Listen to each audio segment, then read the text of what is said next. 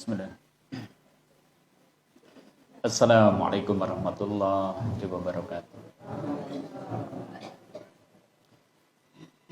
Innal hamdalillah nahmaduhu wa nasta'inuhu wa nastaghfiruh wa na'udzu billahi min shururi anfusina wa min sayyiati a'malina may yahdihillahu fahuwal muhtad wa may yudlil falan tajida lahu waliyyan mursyida. Asyhadu an la ilaha illallah wahdahu la syarika lah wa asyhadu anna Muhammadan abduhu wa rasuluh. Allahumma shalli wa sallim wa barik ala Muhammadin wa ala alihi wa ashabihi wa man tabi'akum bi ihsanin ila yaumiddin. Amma ba'du. Fa ya ibadallah usikum wa iyaya bi taqwallah. Faqad qala Allah ta'ala ya ayyuhalladzina amanu taqullaha wal tanzur nafsun ma qaddamat lighad wa taqullaha innallaha khabirum bima ta'malun. Qala Rasulullah sallallahu alaihi wasallam, man sara'a yakunna akraman nas falyattaqillah wa man sara'a yakunna aqwan nas falyatawakkal. Sadaqallahu wa sadaqa rasulul karim. Kaum muslimin, jalan menuju ke surga itu ternyata sedemikian panjang. Jadi yang sudah kita susuri dari ketika kita awal membahas tentang al-maut, sampai kita sudah membahas tentang syirat. Kita kemarin syirat saja sudah membahas ada kegelapan di atas syirat.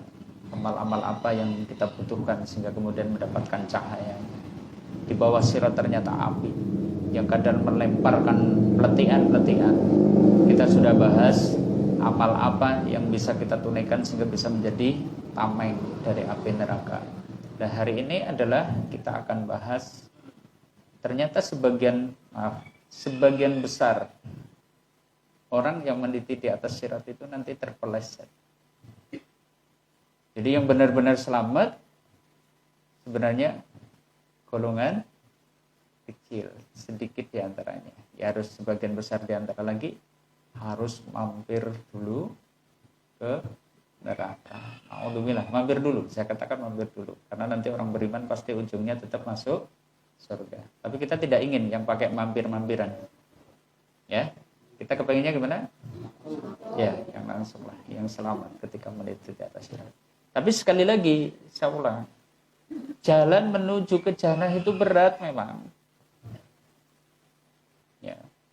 Di akhiratnya gambarannya seperti itu. Tapi nanti supaya bisa menjadi peringatan juga bahwa di dunia juga sama seperti itu.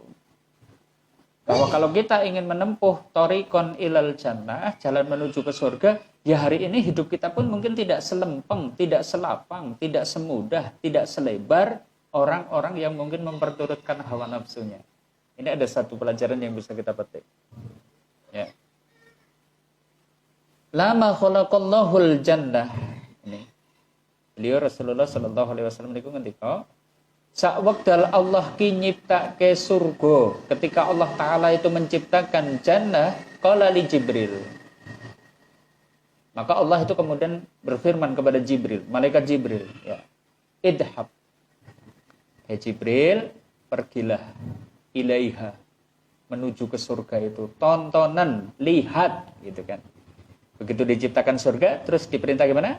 Allah dawuh ke sinten? Malaikat Jibril supaya melihat jannah itu seperti apa.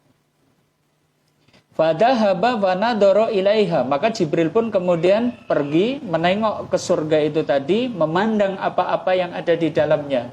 Tsumma jaa, kemudian balik lagi menghadap Allah. Ketika itu Allah taala berfirman faqala ayyi rabbi Jibril itu kemudian mengatakan ayyi rabbi wa izzatika.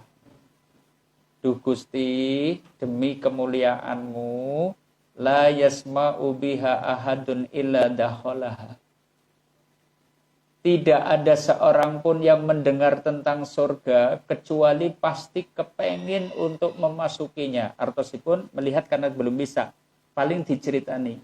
Surga ngene. Begitu Jibril itu melihat, kok kemudian Jibril menceritakannya misalnya ya kepada malaikat yang lain atau mungkin kepada makhluk yang lain, diceritakan surga ki kados niki kenikmatannya ini keindahannya begini pasti semua orang ingin memasukinya. Kenapa? Saking indahnya surga, saking nikmatnya surga. Maka ketika itu, summa hafaha bil makarih. Allah tutupi surga yang indah itu tadi, tapi bagian luarnya ditutupi. Ya, diselimuti ya, dengan sesuatu yang tidak disukai oleh manusia, oleh hawa nafsu manusia. Ini yang harus kita persiapkan. Jebul jalan-jalan ke surga gimana? Jalan yang sulit. Jalan yang tidak disukai oleh manusia. Karena ditutupi, memang Allah ditutupi. Yang indah, yang nikmat tadi dibungkus dengan sesuatu yang dibenci oleh hawa nafsu manusia.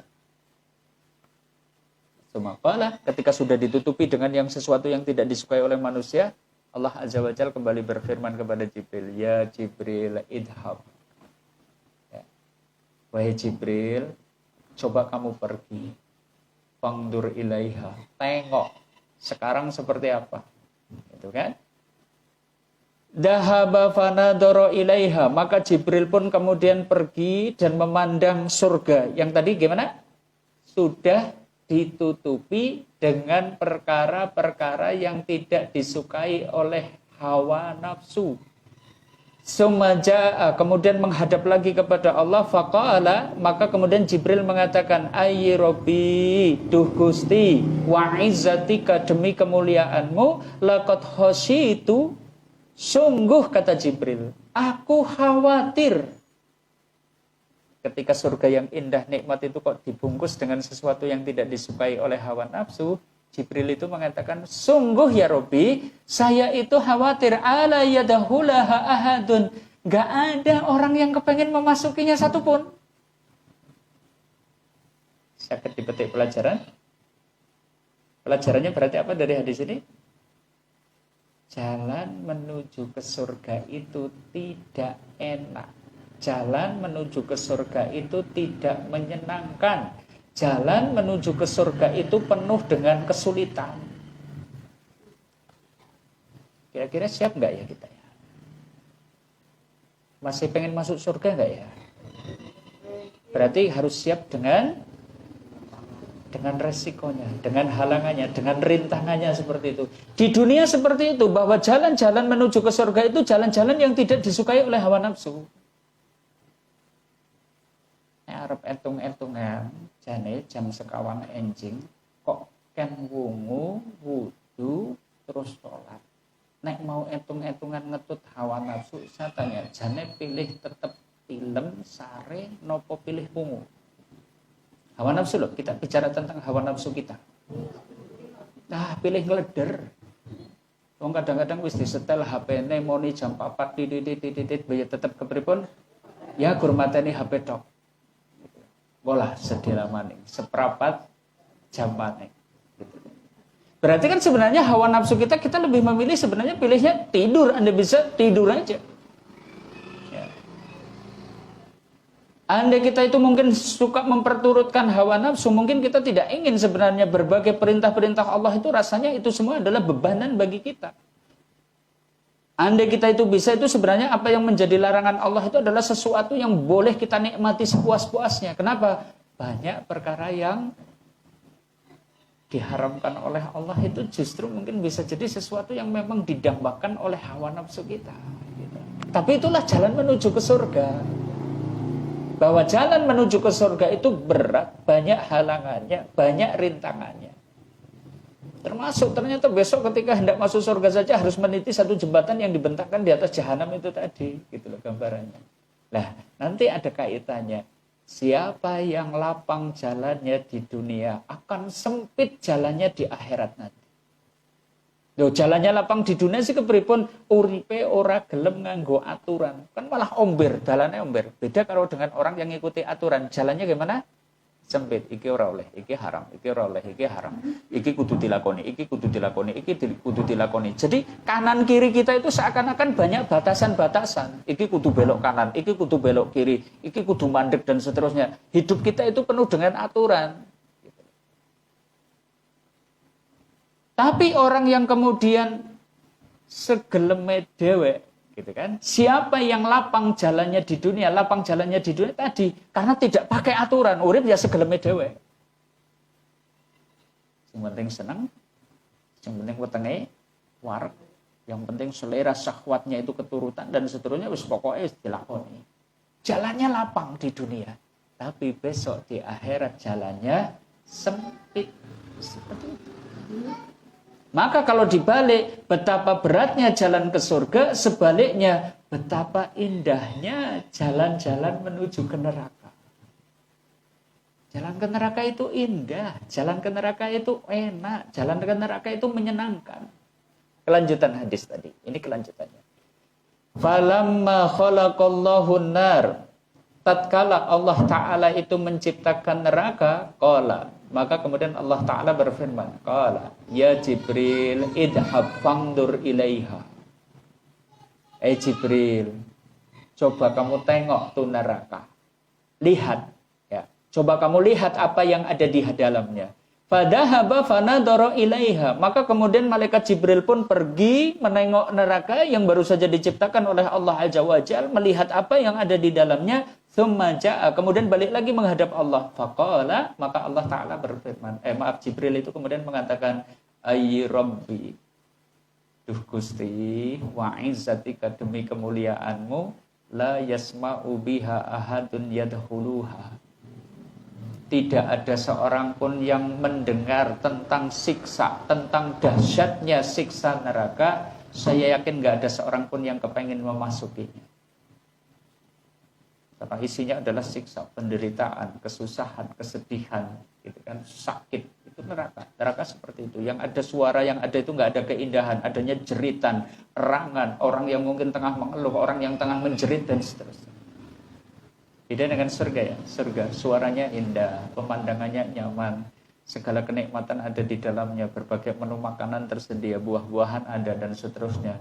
Istana-istana yang megah, wanita-wanita yang cantik, taman-taman, bunga-bunga, baju-baju yang bagus, perhiasan-perhiasan, mutiara-mutiara, dan seterusnya. Surga seperti itu. Neraka sebaliknya.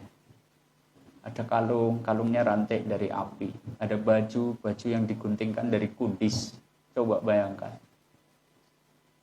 Ditengok wajah penghuni neraka, nggak ada yang wajahnya ganteng, nggak ada yang wajahnya bagus. Semuanya cacat seperti orang yang disambar api sehingga kemudian mukanya mengelupas. Gak ada penghuni neraka baunya harum, semuanya baunya busuk karena luka, darah dan nanah yang keluar dari badannya. Makanya dikatakan oleh Jibril, ya, ayy Rabbi wa izzatika, ya Rabbi demi kemuliaanmu, la yasma'u biha ahadun fayadkhuluha. Kok kayane mboten enten tiyang sing badhe mlebet nek ngertos isine neraka niku kados niku. Tapi sekali lagi, fahafaha, ya, fahafaha bisyahwat.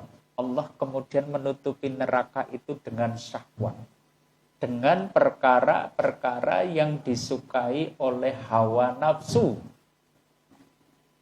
Ditutupi. Padahal tadi isinya apa?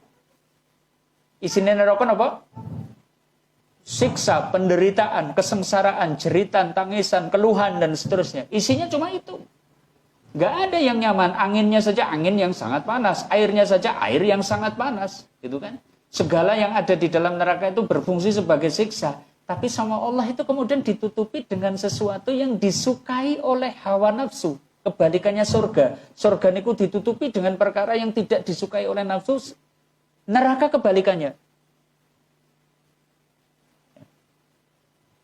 Maka Jibril itu kemudian mengatakan, begitu melihat kondisinya seperti itu, ya Jibril, idhab fangdur ilaiha. Sekarang tengok lagi, wahai Jibril. Tadi yang neraka itu, kalau orang dengar itu mungkin gak akan kepengen sama sekali memasukkannya. Sekarang sudah ditutupi dengan sesuatu yang disukai oleh syahwat. Jibril kemudian mengatakan, ayy Rabbi wa izzatika. Duh Gusti, demi kemuliaanmu, laqad khasyitu, sungguh aku sangat khawatir. Neraka yang sebenarnya penuh dengan derita, siksaan, jeritan, nggak ada la baridin wala karim, tidak ada kesejukan di dalamnya dan tidak ada yang menyenangkan, tapi karena ditutupi dengan sesuatu yang disukai oleh syahwat, la yabqa ahadun illa dakhalaha. Saya khawatir tidak tersisa sedikit pun manusia kecuali justru akan memasuki neraka itu. Masya Allah. Ini kaum muslimin, rahimakumullah. Nah nanti sebagaimana yang dikatakan oleh Ibnu Arabi,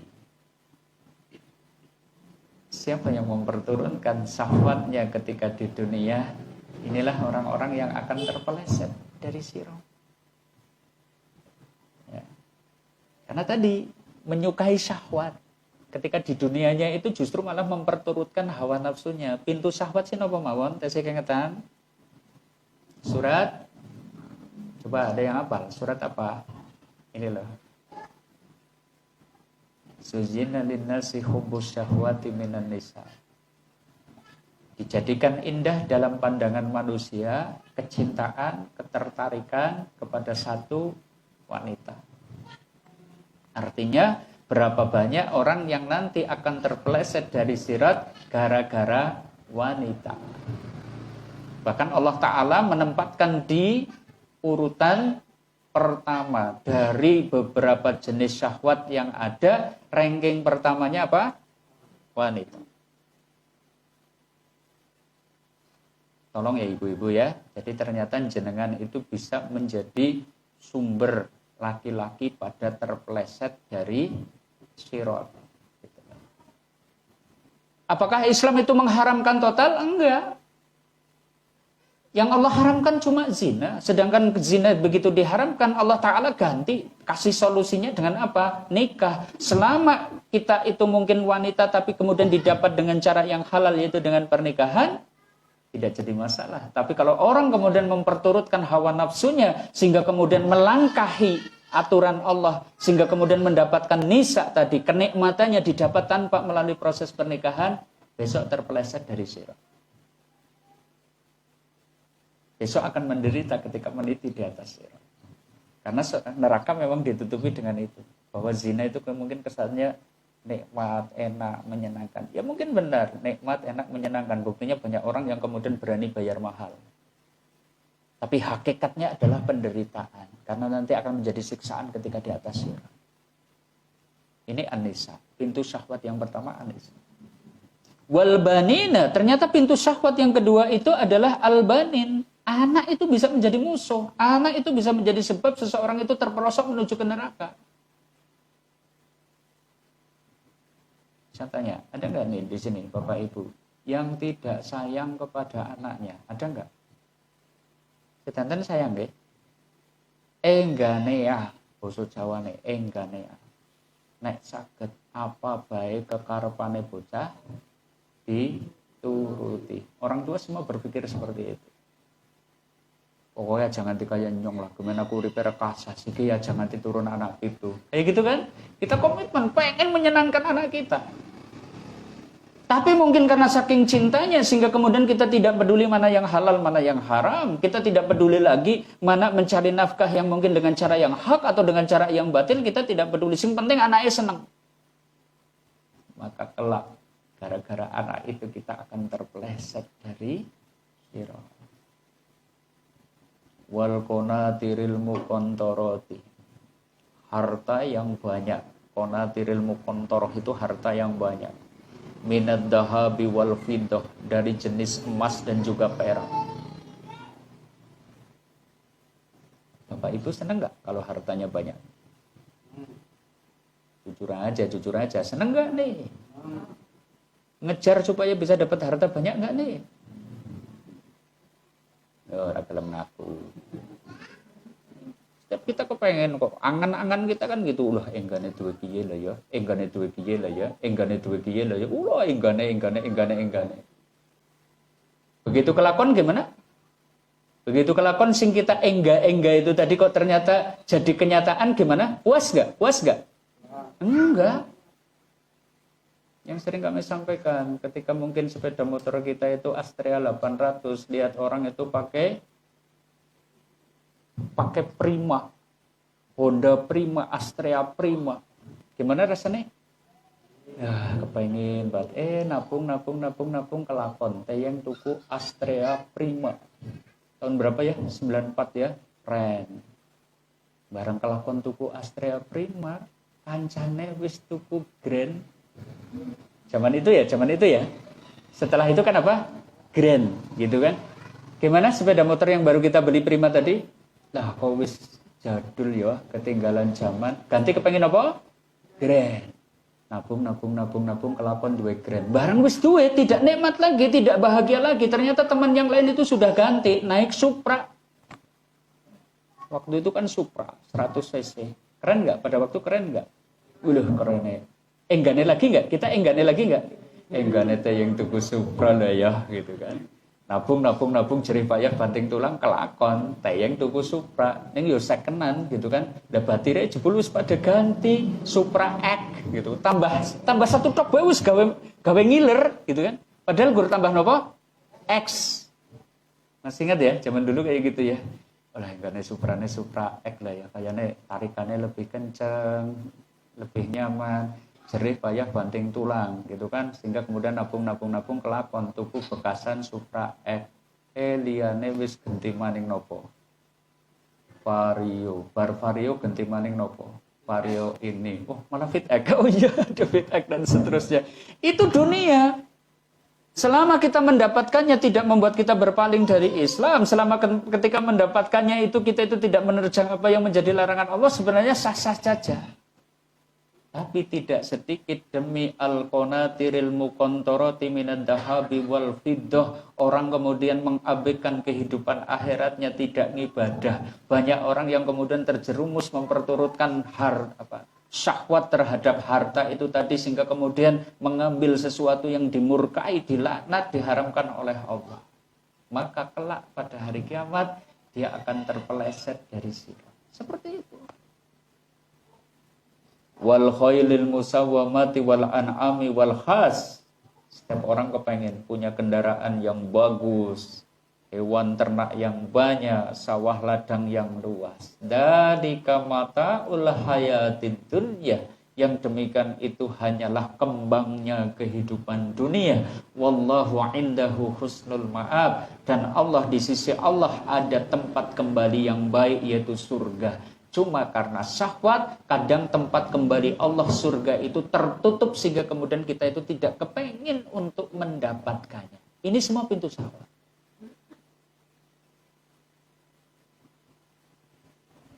Yang harus kita jauhi kalau kepengen selamat ketika meniti di atas.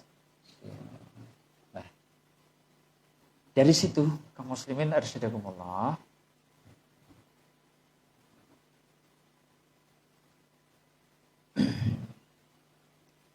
kondisi orang yang beriman ketika di atas sirat nanti macam-macam. Di antaranya begini, di dalam riwayat Bukhari ini, al-mu'minu 'alaiha katarfi. Di antara orang yang beriman ketika di atas sirat ada yang melesat sekedipan mata. Wakal barki, di antara orang yang beriman ada yang akan melesat seperti kilat. Wakarih, ada di antara orang beriman yang akan melesat di atas sirat seperti angin yang bertiup. Wakajawadil khail, ada yang seperti naik kendaraan balap. Warrikab, ada yang seperti naik kendaraan biasa. Kemudian disebutkan, fanajin musallamun wa najin mahdusun wa maqdusun finnari jahannam hatta yamuru akhiruhum yushabu sahban. Nah, diceritakan ada yang melewati sirat kemudian musallamun itu selamat, tidak cacat, tidak terkena tadi, karena di atas sirat itu ada cakar penyambar, besi pengait, jilatan api yang ada di bawahnya. Ini musallamun, ada orang yang selamat tanpa cacat, tanpa luka sedikit pun. Ada yang selamat, wa najin mahdusun wa makdusun. Ya. Ada yang selamat, tapi setelah dia itu tercabik-cabik terlebih dahulu, selamat. Kalau tadi gimana? Yang ini musallamun, selamat, tanpa tergores, ibaratnya tidak tergores, tidak tersentuh api neraka. Tapi ada yang selamat bisa meniti sirat, ini tersiksa dulu ketika melewatinya. Tapi juga wa magdusun finari jahannam, ada yang terjungkal ke dalam neraka jahanam. Hatta yamura akhiruhum yushabu sahban. Bahkan ada yang kemudian paling akhir di antaranya orang yang meniti sirat sambil merangkak. Tapi kita garis bawahi, oh ada yang terjerembab menuju ke neraka jahanam dari orang yang lewat itu. Ini orang beriman, semua orang beriman. Kalau tadi di dalam Sahih Bukhari, ini di dalam Sahih Muslim. Fayamurul mu'minuna katarfil ain. Ada orang yang melewati sirat, orang beriman melewati sirat itu seperti kedipan mata. Wakal barki, ada yang seperti kilat. Wakarwih, ada yang seperti angin yang bertiup. Katoir, ada yang seperti burung yang terbang. Waka ajawadil khail, ada yang seperti naik kendaraan balap. Warikab, ada yang seperti naik kendaraan biasa. Kemudian disebutkan fanajin musallamun, ada yang selamat tanpa cacat sedikit pun. Wa mahdusun, ada yang kemudian terjerembab, mursadun wa makdusun finnari jahannam, dan ada yang kemudian dijungkir balikan ke neraka jahanam. Seperti itu. Yang jelas ternyata untuk sampai ke surga itu perjuangannya panjang.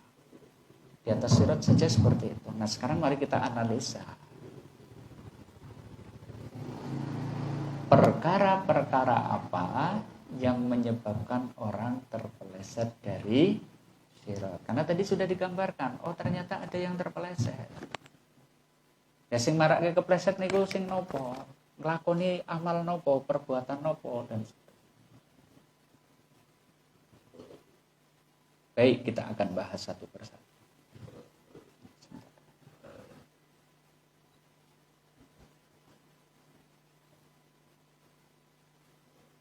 Sebab pertama ini, ingat ya, kita tidak berbicara orang kafir ya, kita berbicara orang beriman. Ada nggak orang beriman berbuat dosa? Ada nggak? Banyak. Gitu loh. Nah, satu, termasuk orang yang terancam terpeleset dari sirat adalah orang yang riya dalam beramal. Apa? Riya sih apa? Ya. Jadi riya itu dari kata ro'a. Ro'a itu artinya lihat, ya, dilihat. Senang kalau amalnya dilihat orang. Nah, dibalik berarti susah kalau beramal kok tidak ada yang ngelihat, tidak ada yang tahu. Kira-kira di dalam diri kita ada sifat kayak gitu enggak? Ada enggak ya?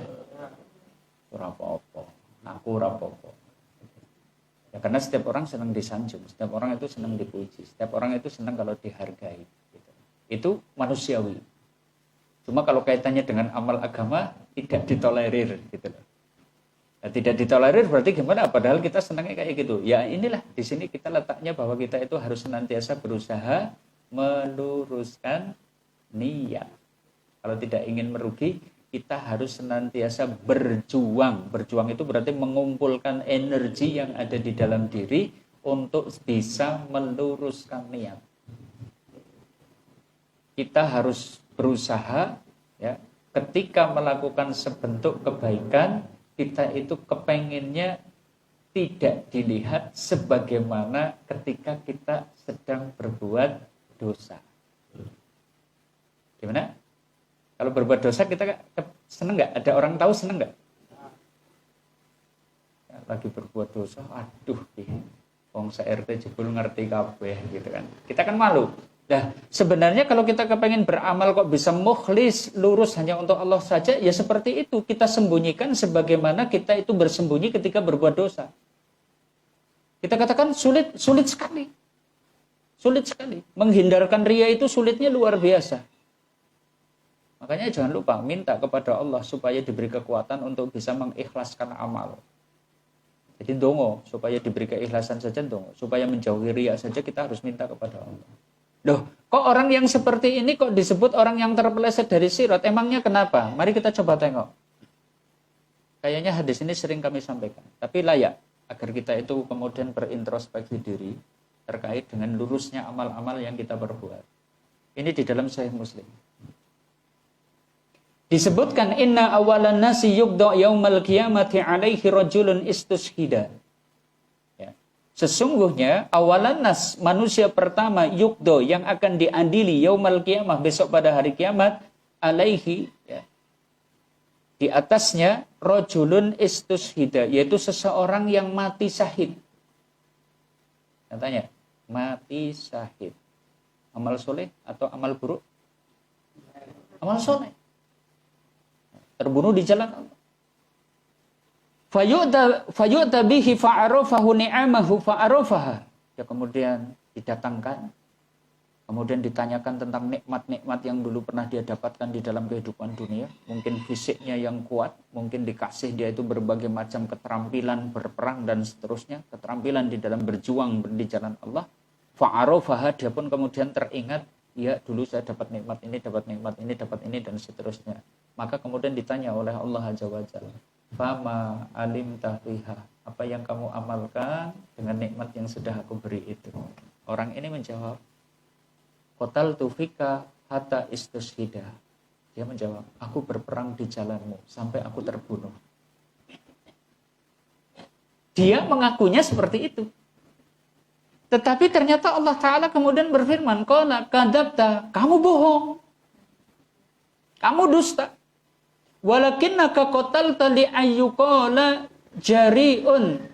Kamu berperang, kamu berjuang tidak lain supaya kamu itu disebut sebagai seorang yang gagah pemberani, supaya disebut mungkin sebagai seorang pahlawan, superhero dan seterusnya.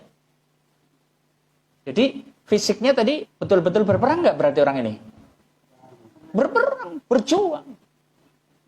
Ini yang jadi masalah, bukan dia disebut bohong sama Allah, bukan karena ngelomboni orang berperang, ngakunya berperang, bukan. Orang itu betul-betul berperang, berjuang di jalan Allah, cuma yang bohong itu niatnya. Dia mungkin bilangnya lillahi ta'ala, dia berjuang itu hanya untuk mencari keridhaan Allah Ta'ala, ternyata tadi ada motif. Wah, serang apa? Sungguh-sungguh ini berperangnya, biar orang-orang tahu bahwa saya itu adalah pemberani, saya itu tidak punya rasa takut, saya itu orang yang kendel dan seterusnya.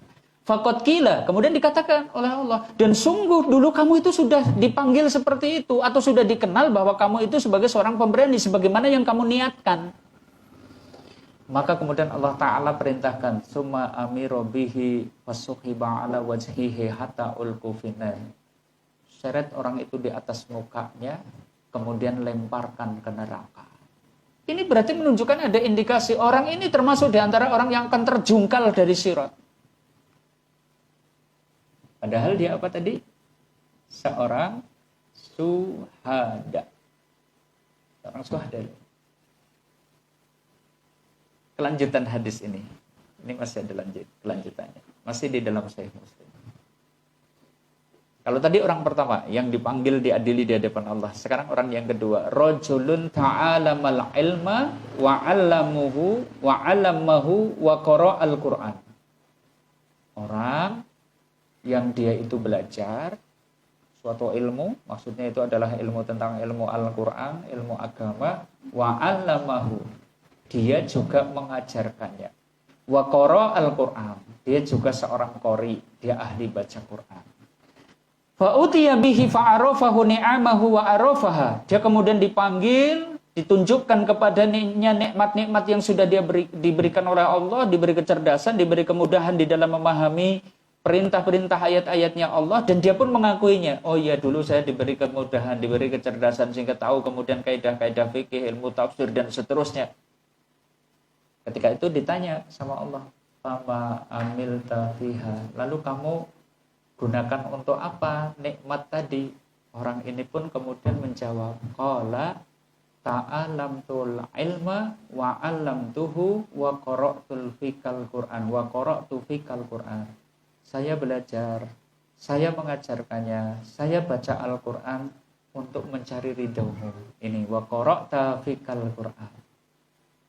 Akune ngone sinau, ngone dakwah, ngone maca Qur'an nggih ngalap ridhonipun Allah. Ternyata Allah Ta'ala kemudian berfirman, kadzabta, kamu dusta. Walakinnaka ta'alamtul ilma liyuqala alimun. Kamu itu belajar tidak lain supaya kamu itu disebut sebagai seorang ulama. Senang enggak ya? Dipanggil ulama kira-kira bangga enggak ya? Oh kalau ulamane Indonesia, oh kalau ulamane Jawa Tengah, oh kalau ulamane Banjarnegara, wah mungkin menjadi sebuah kebanggaan. Ini ada orang yang belajar supaya dikenal sebagai seorang ulama, sebagai orang yang berilmu.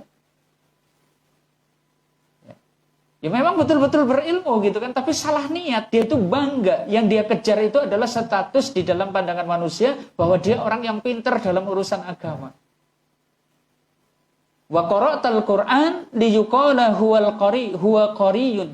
Dan dia baca Quran, belajar baca Qurannya bagus, tahsin, tajwidnya bagus, tapi supaya sekedar disebut sebagai seorang qari. Faqad qila, dan Allah Ta'ala lajeng ngendika, dulu kamu sudah dapat panggilan itu, kamu kepengen disebut ulama, orang sudah pada manggil-manggil kamu itu ulama, kamu sudah dipanggil ustadz, kamu sudah dipanggil sebagai Pak Kiai dan seterusnya. Bacaan Quran kamu memang bagus, kamu belajar tahsin, belajar tajwid, belajar makhraj dan seterusnya supaya kamu disebut sebagai seorang qari. Dulu di dunia juga orang-orang sudah memanggil kamu sebagai seorang qari. Maka kemudian summa amaru bihi fasuhiba ala wajhihi. Allah perintahkan agar orang ini diseret di atas mukanya hatta ulqiya finnar, kemudian lemparkanlah ke neraka. Ya Allah. Terpeleset. Gara-gara ria itu terpeleset dari sirat, terjerumus ke neraka. Satu lagi, orang yang senang weweh, suka berderma, suka infak, suka sedekah, masih di dalam Sahih Muslim. Orang ketiga yang diadili pertama-tama besok pada hari kiamat itu adalah rajulun wasa'allahu alaihi wa a'tahu min asnafil mal. Orang yang diberi oleh Allah harta yang banyak. Ketika di dunia memang dikasih rezeki sama Allah, orang ini rezekinya omber, usahanya sukses, hartanya banyak. Maka fa'utiya bihi fa'arafahu ni'amahu fa'arafaha. Orang ini dipanggil di hadapan Allah, ditanyakan dulu kamu sudah dikasih harta yang banyak, kamu gunakan untuk apa? Orang ini pun kemudian menjawab, ya ketika ditanya fama amil tafiha, kamu amalkan apa harta yang sudah aku beri? Ma taraktu min sabilin tuhibbu an yunfaqa fiha illa anfaqtu fiha laka. Tidak ada satupun jalan di mana aku itu suka berinfak, pasti saya itu akan berinfak di dalamnya untuk mencari ridho-Mu. Caranya kena infak sedekah untuk mencari ridho Allah. Tapi Allah Ta'ala ngertos, ternyata infaknya, sedekahnya ada udang di balik rempeyek. Gitu. Sehingga dijawab oleh Allah, kadzabta, kamu dusta. Bukan karena tidak infak, bukan karena tidak sedekah. Iya, kamu itu infak, kamu itu sedekah. Walakinnaka fa'alta liyuqala huwa jawadun. Kamu itu infak sedekah supaya disebut sebagai seorang dermawan. Ini loh, riya yang dimaksud riya seperti itu. Jadi yang diinginkan itu adalah pandangan manusia. Faqad qila, dan dulu ternyata di dunia kamu sudah dapat julukan seperti itu. Kamu sudah dikenal, oh kayak lo wong sing nyah-nyoh. Itu cacah lo ya. Oke lho, wong sing senang infak, senang sedekah, wong sing dermawan sudah dikenal seperti itu. Maka Allah perintahkan summa umira bihi. Orang ini diperintahkan untuk disukhiba ala wajhihi. Seret orang ini di atas mukanya, summa ulqiya finnar, kemudian lemparkan ke neraka. Subhanallah. Na'udzubillahi. Ini sebab pertama, orang terpeleset dari sirat. Nah, layak kemudian kita itu introspeksi.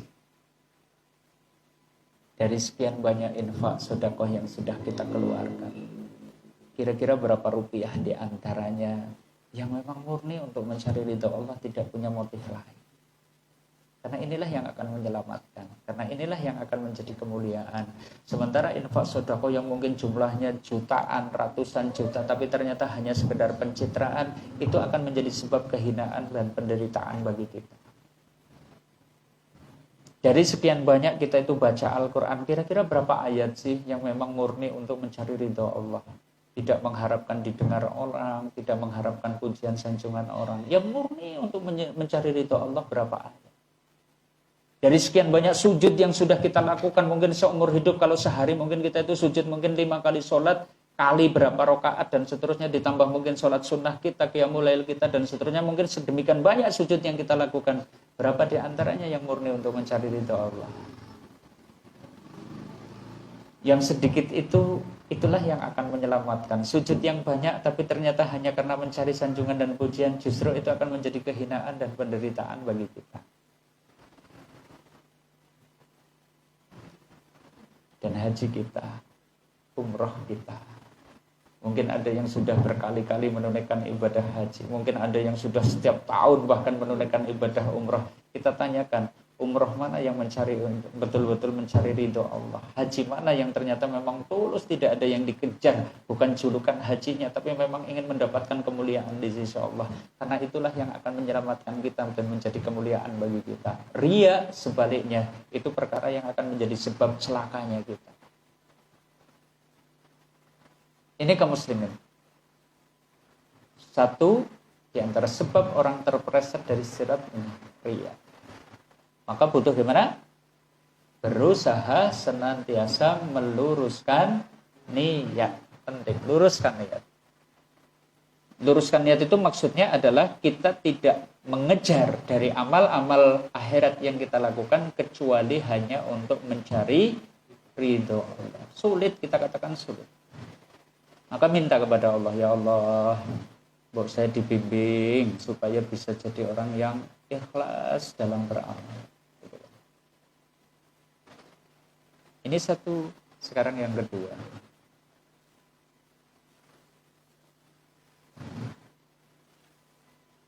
Termasuk orang yang terancam terpeleset dari sirat ini. Orang yang sahun dalam salatnya. Sahun. Nanti kita bahas sahun itu yang kayak apa.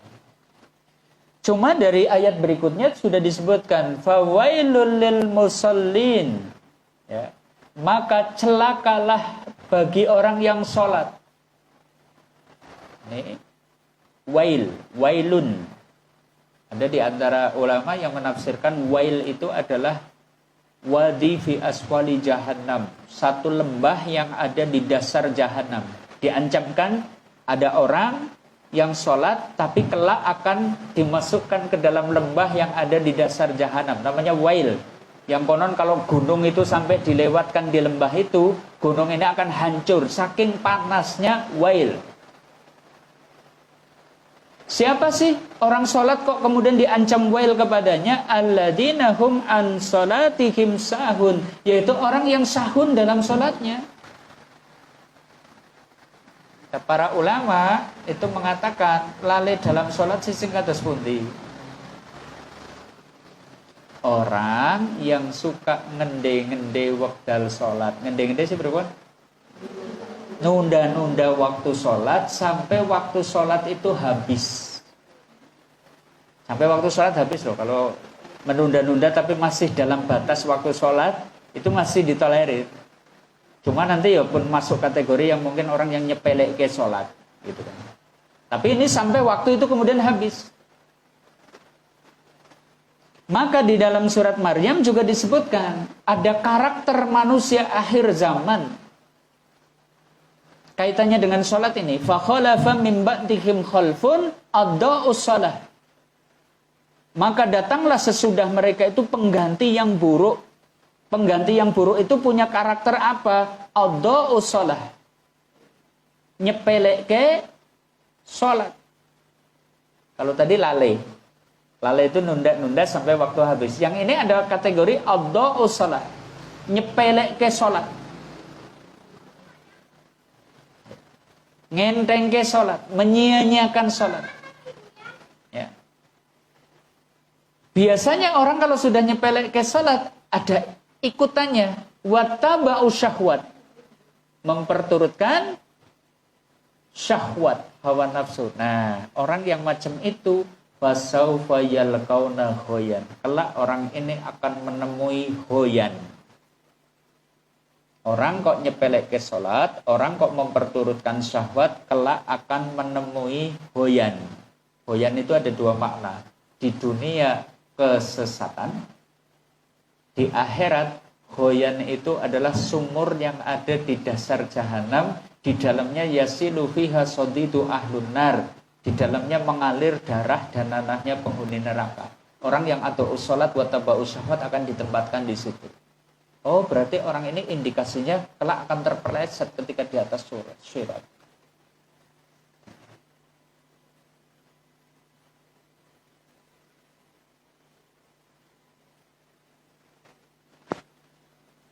Kaitannya masih dengan sholat kaum muslimin. Nanti ada dosa-dosa seputar sholat ya. Tadi sahun, menunda-nunda sehingga sampai akhir waktu. Kemudian ada yang tadi yusriku fis sholat. Ini juga ternyata dianggap buruk. Orang yang mencuri dalam sholat. Apa? Yusriku fis sholat. Mencuri dalam sholat. Punate sholat karo nyolong. Mencuri dalam sholat. Aswa'un nas alladhi yasriku min sholatihi. Seburuk-buruk manusia itu adalah orang yang mencuri dalam sholatnya, kata Nabi. Siapa nih orang yang disebut mencuri dalam sholatnya? Alladhi, yaitu orang yang la yutima ruku'aha wala sujudah. Orang yang tidak menyempurnakan rukuk dan sujudnya. Itu sudah dosa, disebut sebagai seburuk-buruk pencuri. Makanya hati-hati, sholat itu jangan sampai masuk kategori nyepelek. Termasuk nanti nyepelek itu tadi. Rukuknya ora sempurna. Rukuk sempurna itu yang kayak apa? Rukuk yang sempurna sing kados pundi? Sampai punggungnya lurus. Sehingga seakan-akan ketika diletakkan bejana di atasnya isi air, bejana air itu tidak akan tumpah. Mangkok lah diletakkan di punggungnya pas lagi rukuk, mangkok air itu tidak tumpah. Berapa lama kita menahan diri sehingga kemudian tumak ninah, karena syaratnya harus tumak ninah nih rukuk yang benar. Sampai cukup setidaknya untuk membaca tasbih. Orang dawa-dawa, sing penting cukup nggo maca tasbih. Itu sudah disebut rukuknya benar. Tasbih sih pripun? Subhanallah. Itu saja, subhanallah itu tok wis cukup. Allahu akbar, rukuk. Baca apa yang lagi rukuk? Subhanallah. Sami Allahu liman hamidah, cukup. Makanya nggak perlu lama banget juga enggak. Silakan kalau mau lama juga bagus gitu kan. Tapi setidaknya cukup membaca tasbih.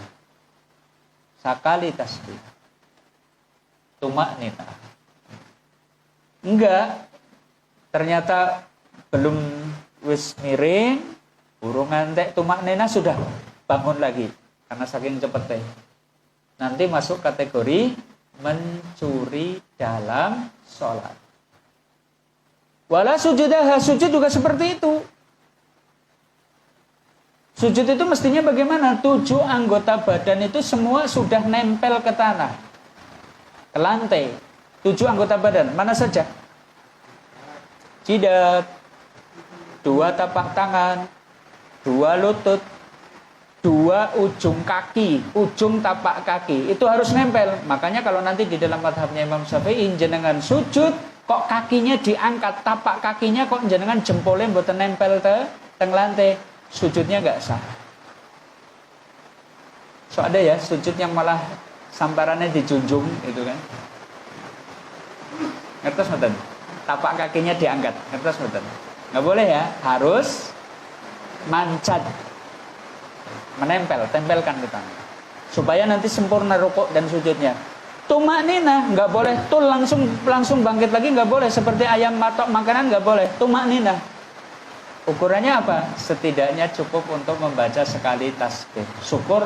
Subhanakallahumma rabbana wa bihamdika Allahumma firli, atau subhana rabbiyal a'la, subhana rabbiyal a'la, subhana rabbiyal a'la. Itu doa saat sujud.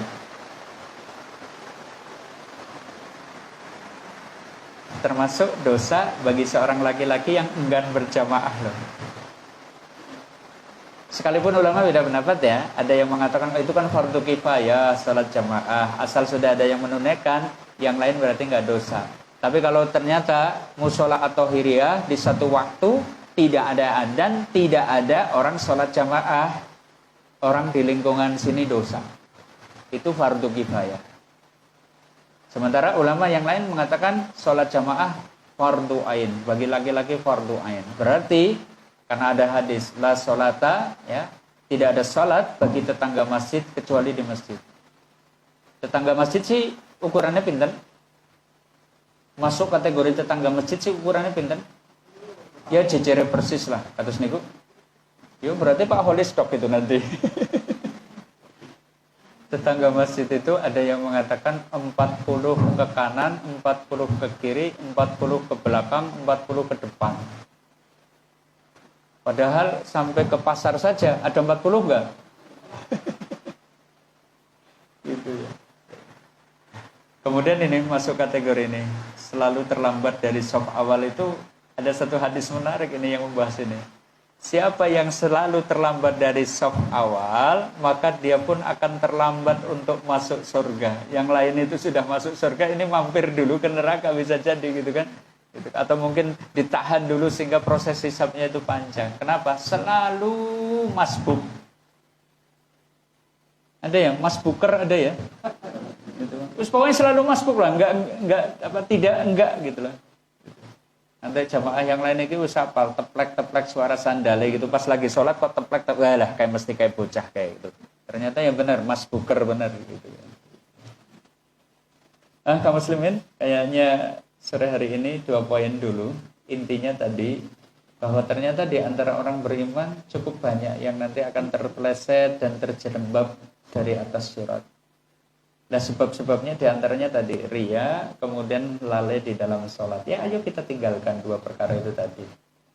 Riya ini memang kata Ibnu Qayyim, ya kayak lautan tak bertepi. Sulit, orang yang bisa selamat dari riya itu sulit sekali, gitu kan? Karena itu ya bukan berarti kemudian kita sudah putus asa, ya enggak. Mintalah kepada Allah agar senantiasa dikaruniai amal-amal yang ikhlas. Kita minta dibersihkan hatinya supaya tidak condong kepada sanjungan, pujian dan juga balasan dunia oleh manusia lain. Baik, ini dulu sebelum kami akhiri, mungkin ada yang butuh didiskusikan, kami persilahkan.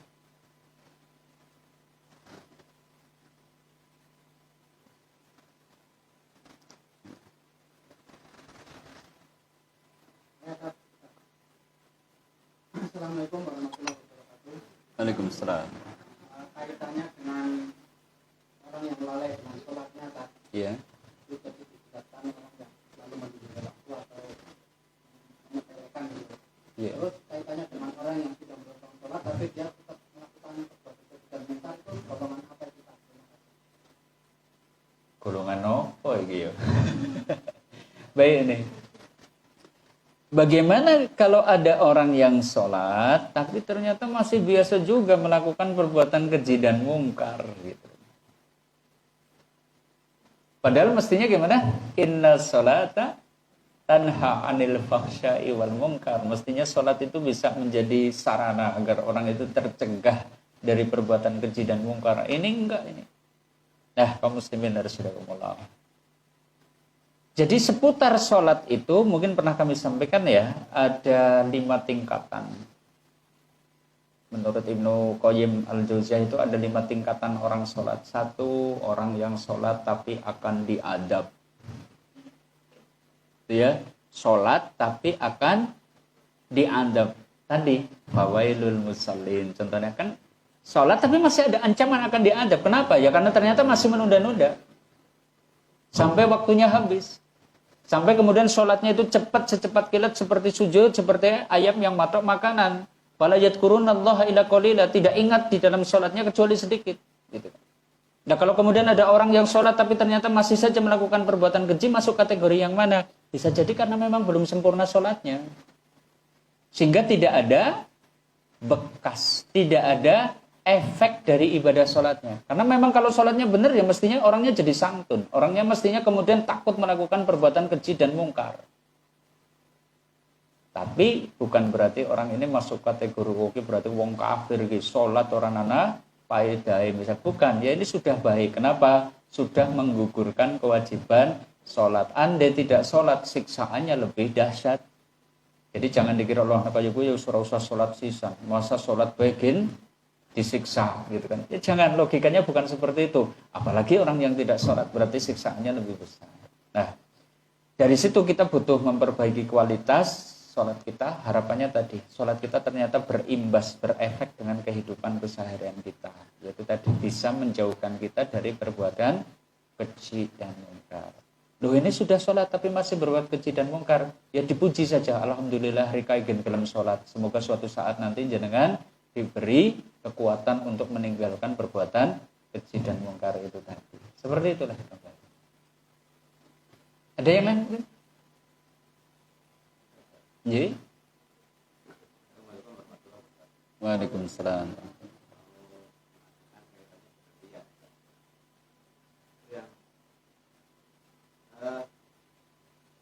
Apakah riya itu kategori dosa?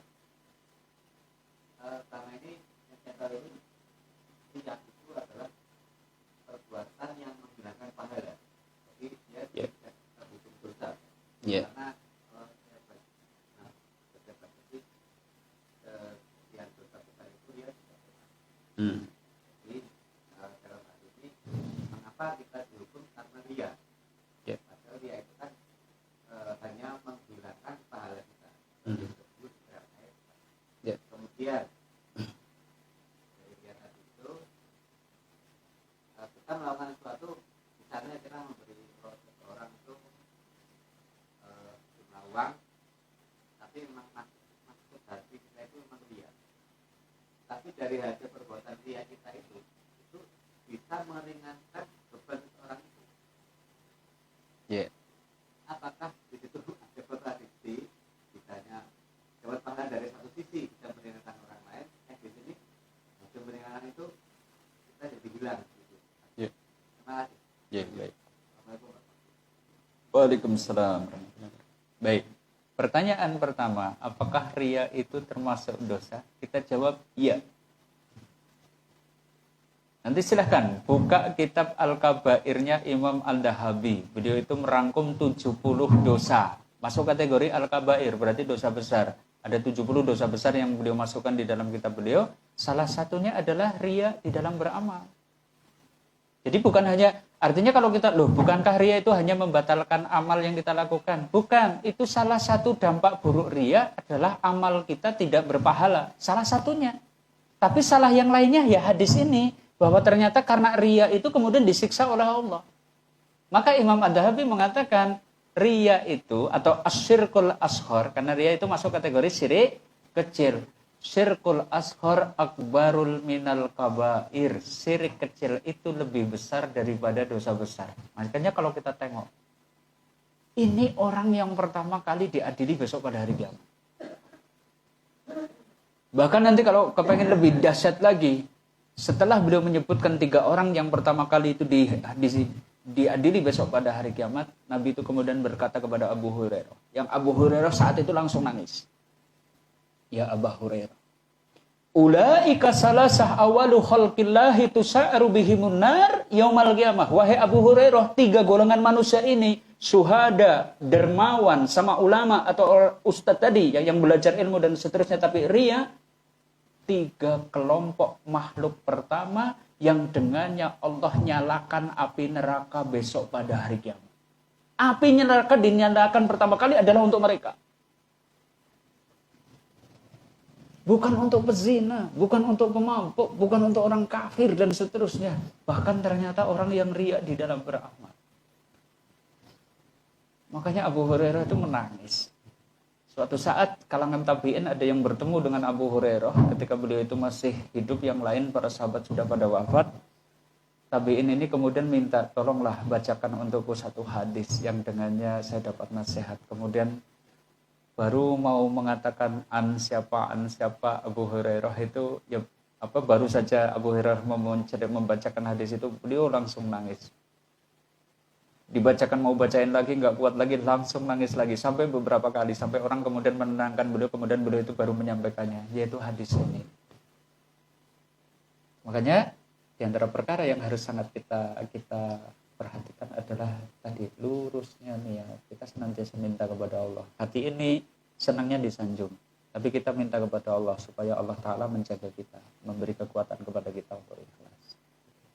Nah kemudian yang kedua, amal ria, tetapi bisa bermanfaat bagi orang yang kita tolong. Ya, kita kasih uang 100.000, tapi kita juga ngarep-arep. Oke, wong jan duit 100.000, matur nuwun be ora. Marah menjep maning. Ada ya dikasih 100.000 menjep ada ya? Gitu. 100.000.